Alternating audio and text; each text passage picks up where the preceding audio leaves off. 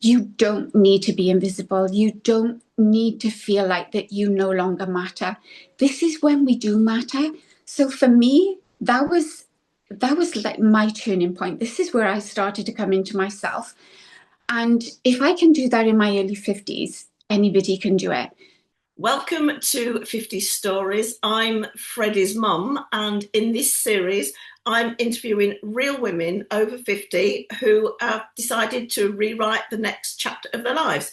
And today, I am really, really thrilled to introduce Rhian. And Rhian, over to you. I want you to introduce yourself, tell everybody who you are and where you are in life right now. Hi, Lindsay. So yeah, I'm Rhian. I'm 58 years old. I am a mum of twin girls. They're 25. I'm a wife of 28 years. And if anyone had told me 10 years ago that I would be a content creator in my mid-50s, then I would never believe them. But I'm in a really good place in my life. That's wonderful. And you've got a fantastic, I've been looking at all your accounts and you've got some fantastic content out there and some brilliant support, which is really nice to see women empowering women. What was the moment that you knew your life needed a change? So for me, probably for a lot of people, it was around the end of the pandemic. Um, I had closed a business back in 2013. I then lost my mum in 2015, and that had such a really big impact on me losing my mum. We were very close. My children were growing up very quickly, and they just didn't need me as much as they used to. And I just found myself drifting aimlessly. I had no direction in life, didn't have any hobbies, and there was just this massive void. And I knew I needed to do something to fill it. That being said, I never set out to be a content creator. It was just what happened. But yeah, it was around the end of the pandemic, and I just had no sense of purpose anymore. Even though my role as a mum is my purpose in life.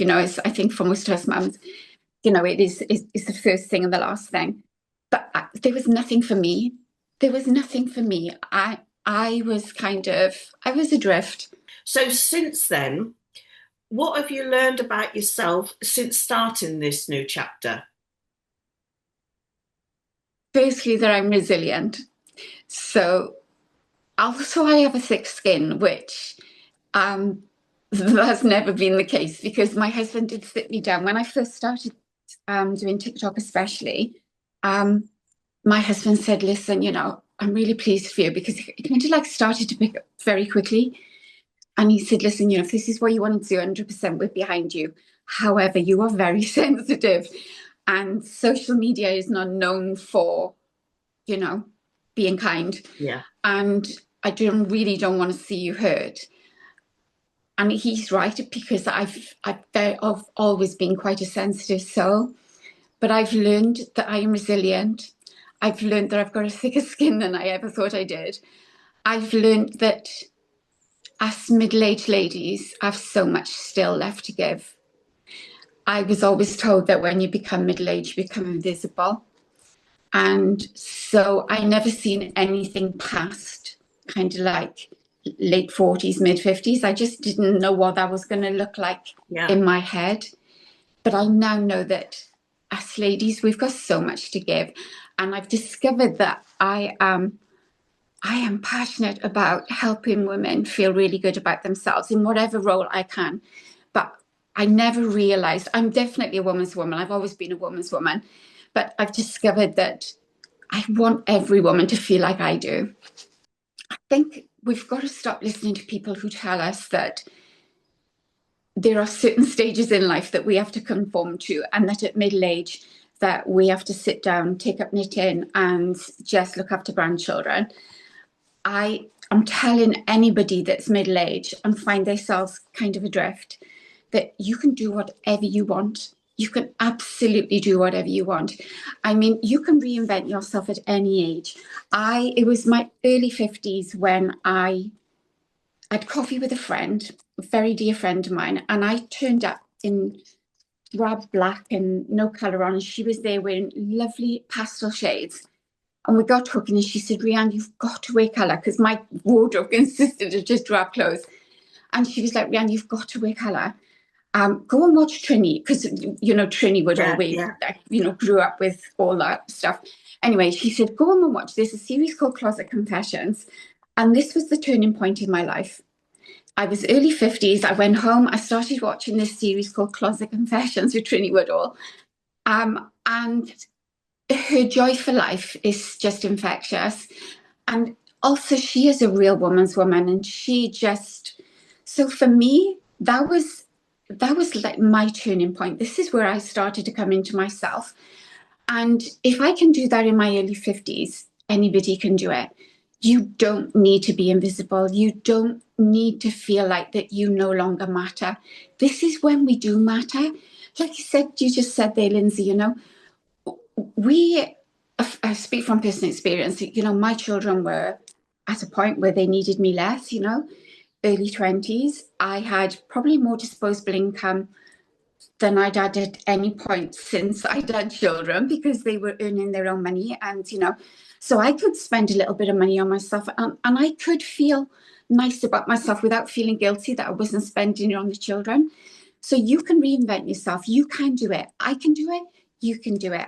And yeah, and I think that's really powerful. I think that when people hear your backstory and think, well, if she can do this at her age, I can do this, And I think for me as well, the fact that I built community very early on in TikTok was a massive point for me, because these women need somebody to tell them these things, that if I can do it, you can do it. And I like to show by example.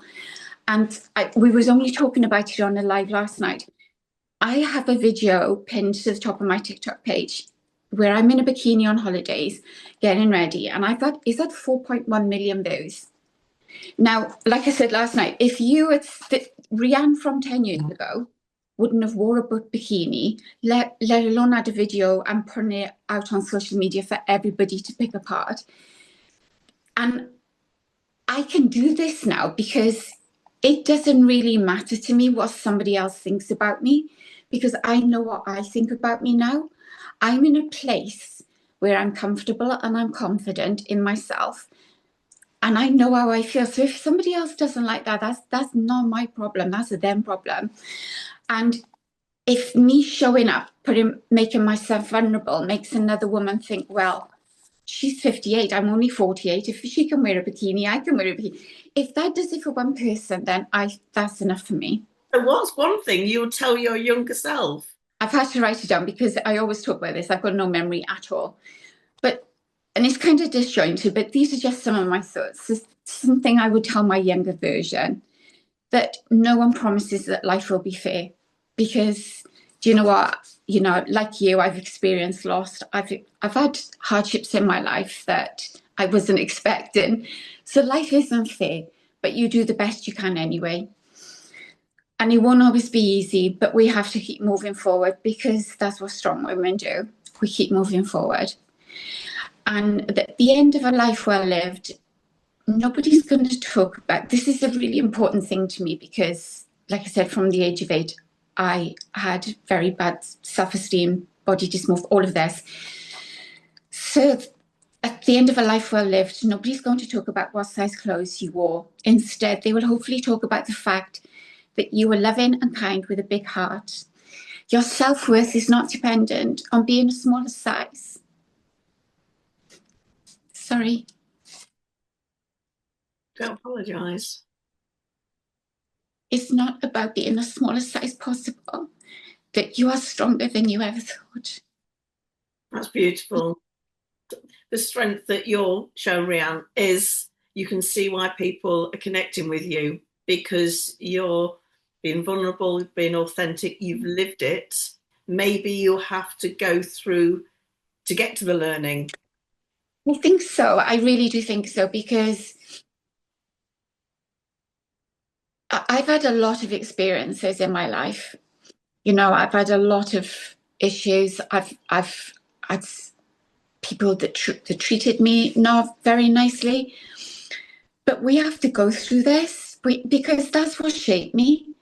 Mm. And I'm somebody that I've always given up quite easily at things.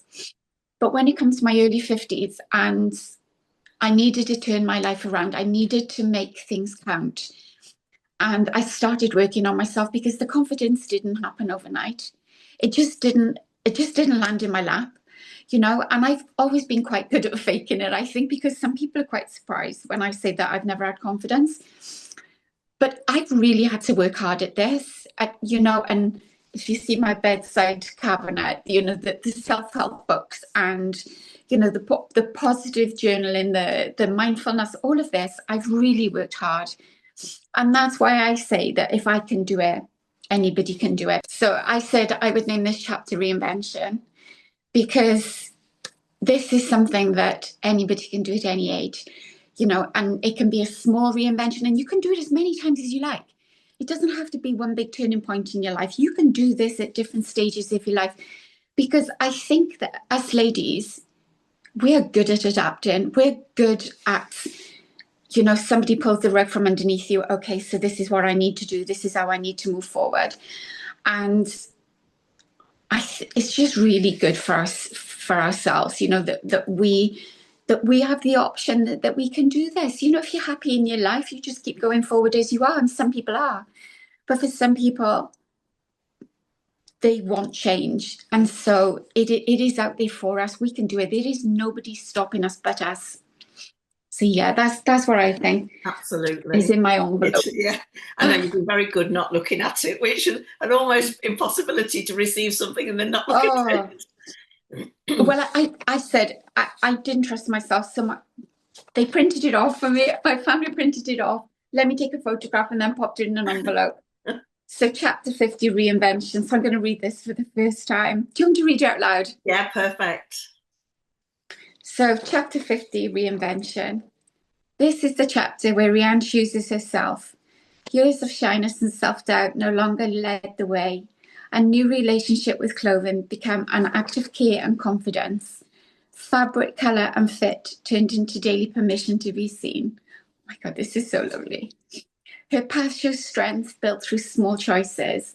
Growth arrives through consistency. She proves change starts with permission.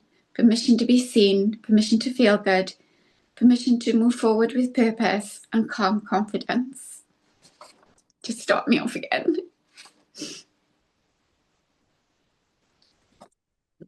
See, this is what the younger Rhian, she would never have thought that this would happen. She would never thought that I would get to this stage in my life where these things are so true. And this is going to go in a frame. This is going to go in a frame. Oh, wonderful.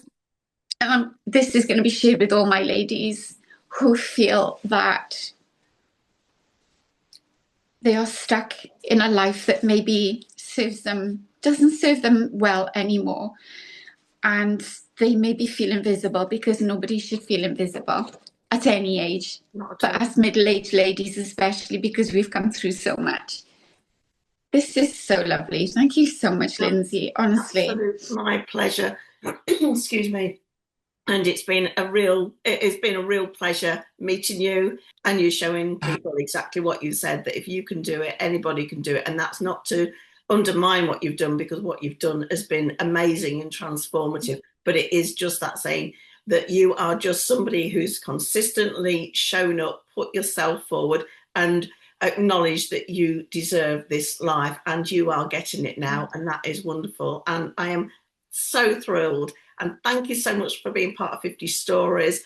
For anybody else that wants to watch them, I've got them all on my YouTube channel, which is Freddy's Mum, and they're also on my new website, which is called Chapter 50 Women. So they'll all be shared on there too. And I just want to thank you so much again, Rhian. It has been a real pleasure, and I'm thrilled that you agreed to do it. And I would like to say, have a brilliant day, and we'll chat online soon. And thank you so much, Lindsay. Honestly, I think what you do is incredible. I think you're remarkably brave. And I just want to wish you every success going forward, because there is a gap that needs to be filled, and you are doing a really good job here. So thank you so much for what you're doing. Thank you. I really appreciate it. I will see you soon.